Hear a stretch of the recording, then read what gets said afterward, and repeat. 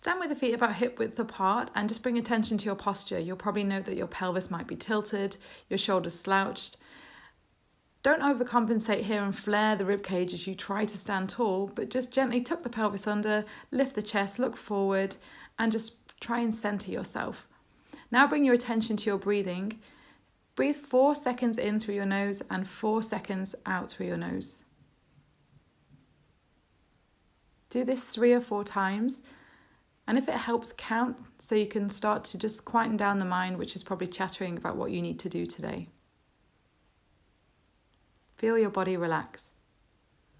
Start to splay the fingers and just shake out the head a little bit, ready for some movement.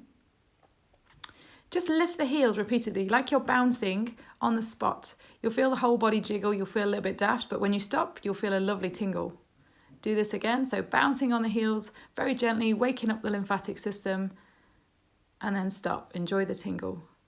Take the chin to the chest and you're just going to round the shoulders forward and gradually take the upper body down towards the floor. Keep everything relaxed.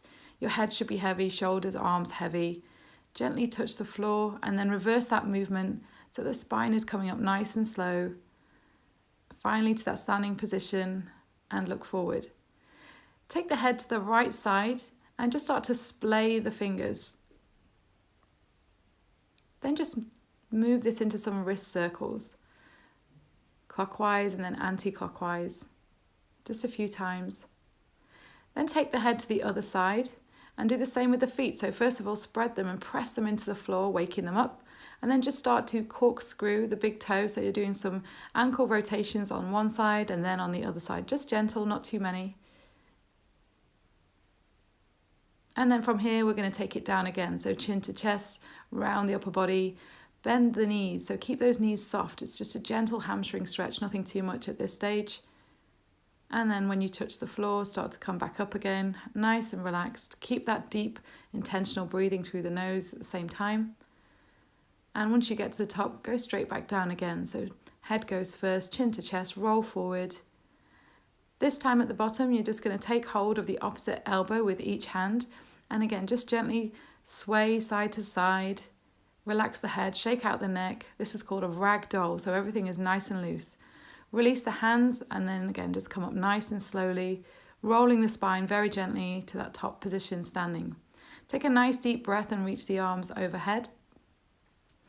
And then just reach the right side first, up to the ceiling. Feel a nice stretch down the right side of the body and then the left.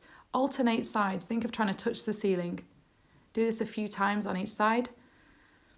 And then you're just going to take one arm forward and one arm back. So getting a nice shoulder rotation. Meet at the top and then relax them by your side again.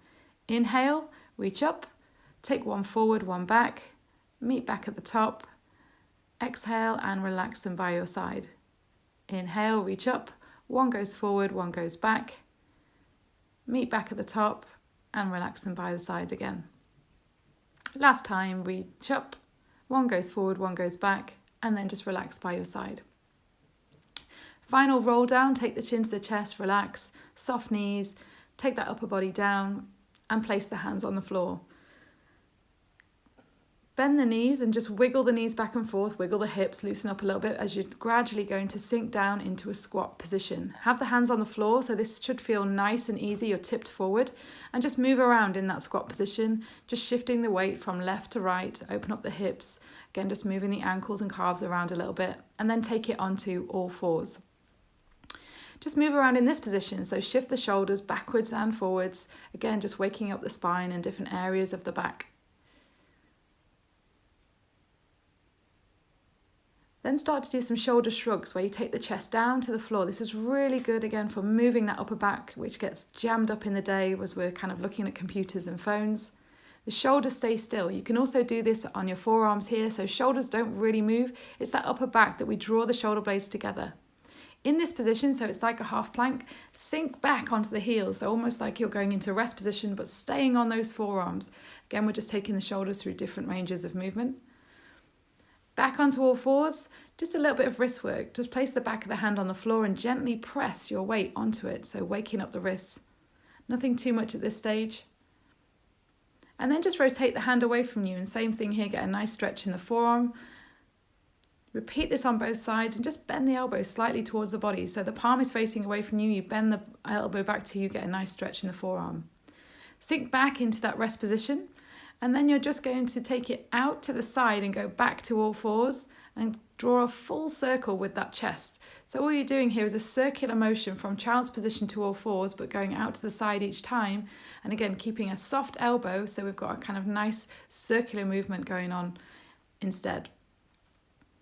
Back to all fours, you're going to tuck the toes under and then just very gently lift the knees a couple of inches off the floor. This is a tiny movement. Everything stays nice and still. What you should feel here is your core just gets activated by this movement. It switches on.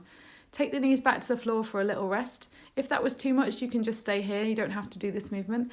If that felt good, you can lift the knees again. And if you want to take it up a gear, you can just elevate the right foot slightly off the floor. Don't take it out to the side, just lift it straight up. Just a couple of inches, and then repeat on the left. You'll just feel your core being challenged a little bit and having to switch on to keep you nice and stable. Repeat that a few times on each side and then drop back to all fours. In a seated position, feet planted on the floor, have the knees elevated, and you're just going to gently drop the knees from side to side at a right angle, just waking up the hips with that rotational movement.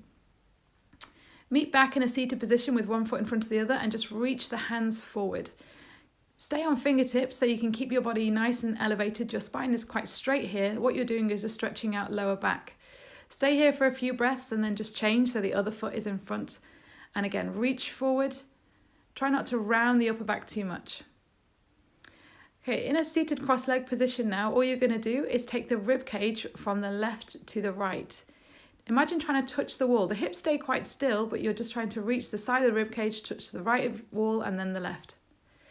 And then take this into a circular motion. So now start to think about drawing a big circle around the hips with the rib cage. It's called churning, and often a movement we don't really do on a daily basis, so really helpful again for loosening up the upper back. Do this a few times clockwise and then anti-clockwise. Place the hand in front of you, still in that cross-legged position, and just twist the upper body to the side, taking a nice gentle seated twist. Push on the floor with that hand so you can start to really rotate. And then just take the head from side to side very gently, taking ear to shoulder, nice and fluid, nice and relaxed. And finally, just look over your shoulder. So try and look behind you. Again, just another neck mobility movement. Then nice and slowly, you're going to go from that seated position with the knees elevated to do a very slow reverse crunch, curling the spine down very slowly to the floor, bit by bit, reaching the hands forward. Once you get to the floor, just draw the knees to the chest. Grab hold of them, hug them, and just rock side to side nice and gently. Have a few deep breaths here, just enjoy being in that nice relaxed position. Hug the knees, pull them in towards the chest. Again, just loosening off the lower back in the process. Take some more deep breaths in this position. Relax the head, relax the neck. And then just release the knees, placing the hands on the floor and the arms by your side. In this position here, just gently press the lower spine into the floor. Again, this is going to activate the core, but also create space between the vertebrae that get compressed as we stand a lot across the day. So nice and gently, think about pressing for about 3 seconds and then relax. If you want to, you can also lift the feet. Make sure your legs are around a right angle position and do the same movement. To make it a little bit harder, you can start to push the feet away in that position, but still pressing the lower back into the floor. Lift the legs so they're nice and straight and then just give them a really nice shake out. This should feel lovely and relaxing, and again, get that tingling sensation going in the legs. Grab hold of the feet and this time bend the legs so you've got, again, a 90-degree angle, drawing the knees towards the shoulders. This is called happy baby pose. And you've grabbed the outside of the feet and just start to rock side to side. Release them and then just hug the knees to the chest one more time, again, just loosening that lower back, and then extend the legs. Very carefully, just draw the right knee towards the chest and across the body towards the opposite armpit. So do this, repeating it on each side, right side, then left side, with the knee bent first, but then you might want to try it with an extended leg if you are quite flexible and your hips are quite loose. Do this a few more times.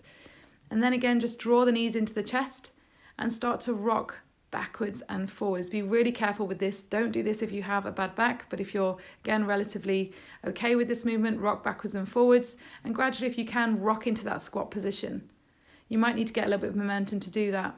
Hands on the floor, just fold the body forward, keep a bend at the knee, and gradually just wind back up to that standing position. One final thing, big deep breath, reach up, and then have a huge full body shake out.